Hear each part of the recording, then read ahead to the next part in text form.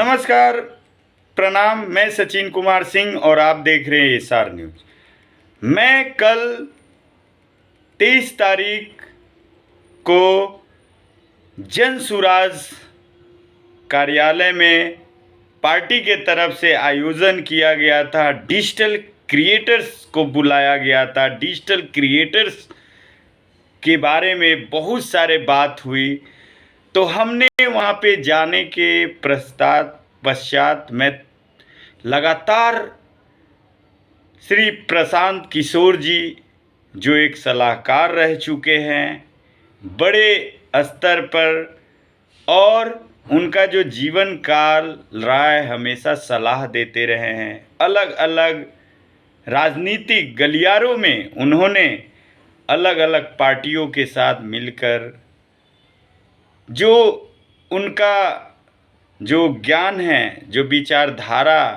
को लेकर उनका जो डिजिटल लॉबी है, जो ज्ञान है, उस माध्यम से बहुत सारे सीएम पीएम सब के लिए उन्होंने सलाह देते आए हैं, काम करते आए हैं। और लगातार बिहार में 2 सालों से लगातार पैदल मार्च यात्रा कर रहे हैं प्रशांत किशोर जी। और ये जो पद यात्रा है सभी लोग जान रहे हैं। लेकिन कल की मुद्दा ऐसा था कि प्रशांत किशोर जी ऐसा बात कह रहे थे जो हमारे मन में जो था कहीं ना कहीं एकदम खटक रहा था। और कहते हैं ना बिहारी भाषा में कि पेट में पानी नहीं पचता है, उस तरह से हमारा पेट फूल रहा। श्री प्रशांत किशोर जी लगातार यही एक जो कंटेंट लेकर चल रहे हैं, हर एक मीडिया पर, हर एक सोशल मीडिया पे एक ही बात बोल रहे हैं कि हम बिहार से पलायन को रोक देंगे। हम दीपावली में बड़े बड़े दिग्गजों को जिस प्रकार हम लोग दिया जलाने से पहले घर सफाई करते हैं, हम साफ कर देंगे। तो क्या आप बिहारवासी से मैं जानने का प्रयास करूंगा, क्या ये हो पाएगा? क्या उनका जो सलाह की जो नीति है, जो पॉलिसी मेकिंग है, जिस तरह से पैदल यात्रा किए हैं, क्या वो सफल हो पाएगा? क्या जन सुराज को बिहारवासी अपने दिलों में बैठा पाएंगे? क्या प्रशांत किशोर का जो भाषण है, जो बातें हैं, जो वादा है, क्या वो जुमलाबाजी का वादा है? क्योंकि हम जुमलाबाजी का नाम इसलिए दे रहे हैं क्योंकि छठ के बाद जैसा कि कहते हैं कि अगर पार्टी अगर बिहार में अगर बनती है, सरकार में कुछ आती है, तो कहते हैं कि हम बिहार का पलायन रोक देंगे। लेकिन हमें ये बात एकदम जो ये बातें हैं जो एकदम ये पेट में एकदम जैसे कहते हैं ना, पेट फूल जाना, पचना नहीं, इस तरह से मन में भावना जग रहा है। क्योंकि ये पूरा भारत लोकतांत्रिक देश है दोस्तों, और लोकतांत्रिक देश में कोई नेता बोल दे हम पलायन रोक दे, वो हो नहीं सकता है। और सबसे बड़ी बात उन्होंने कहे हैं कि हम 10 से 12 हज़ार का नौकरी देंगे। हम तो मेरा जानना है और मैं अपने चैनल के माध्यम से आपसे पूछना भी चाहता हूँ, क्या प्रशांत किशोर जी 10 से 12 हज़ार का नौकरी दे देंगे? क्या डिजिटल क्रिएटर्स को बोले हैं कि हम 7 लाख का बीमा कर देंगे, हमारा जन सुराज बीमा का जो पॉलिसी है वो भरेंगे? क्या ये सच्चाई होगी?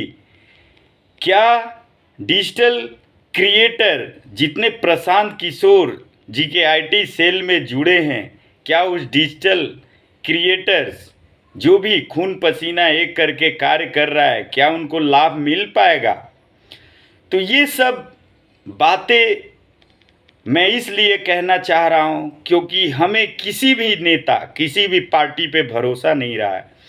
क्योंकि हम लोग भी सामाजिक जुड़े हैं और अभी हम सोशल मीडिया पे लगातार अपना पेज बना करके देख रहे हैं लोगों का एक से एक वादा, एक से एक बातें करते। मेरा मानना है कि जब तक जनता नहीं चाहेगी, जनता नहीं पढ़ाई करेगी, जनता लाभ नहीं लेगी, अगर गरीब में जन्म लिए उसका लाभ नहीं लेगी, जब तक उनके पेरेंट्स बच्चों को शिक्षा अच्छा नहीं देंगे, मार्गदर्शन नहीं देंगे, कोई नेता नहीं बदल सकता है मित्रों।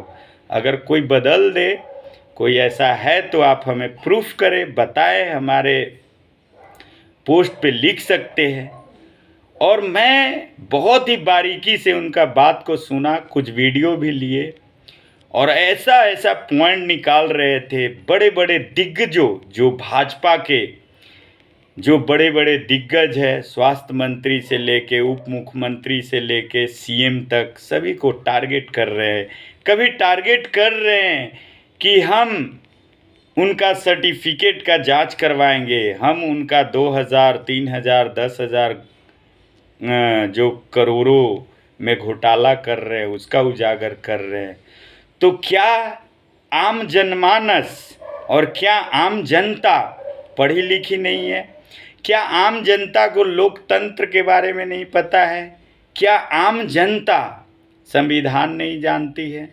या अपने पंचायत स्तर के ब्लॉक को वार्ड में जो नगर परिषद के जो भी कार्यशैली होता है, क्या उसको नहीं जानते हैं? या प्रशांत किशोर जी जनाना चाहते हैं, या जनाने का मतलब बताने का कोशिश करते हैं? तो क्या ये सब जितने भी पॉइंट को लेकर धरातल पे उतर रहे हैं, क्या बिहार वासी उनको अपने दिल में बैठा पाएंगे? क्या उनको राजगद्दी मिल पाएगी? क्या पूरे बिहार से 243 सीट पे कैंडिडेट खड़ा कर पाएंगे? देखना होगा। और बहुत ही कम समय है दोस्तों, बिहार का जो चुनाव है विधानसभा का, 2020 में भी ये इसी तरह पार्टी बन के आई थी, बहुत कुछ बोली, और आज फिर से वही नीतीश सरकार और बीजेपी सरकार और आरजेडी सभी लोग दल को तोड़ते रहे, जोड़ते रहे, डबल इंजन की सरकार है। तो मैं जनता से पूछना चाहता हूं कि क्या जन स्वराज का भविष्य होगा? अगर होगा तो कैसे होगा मित्रों, बताएं, आप कमेंट करें और हमारे वीडियो में आगे सुने प्रशांत किशोर की ये रिपोर्ट।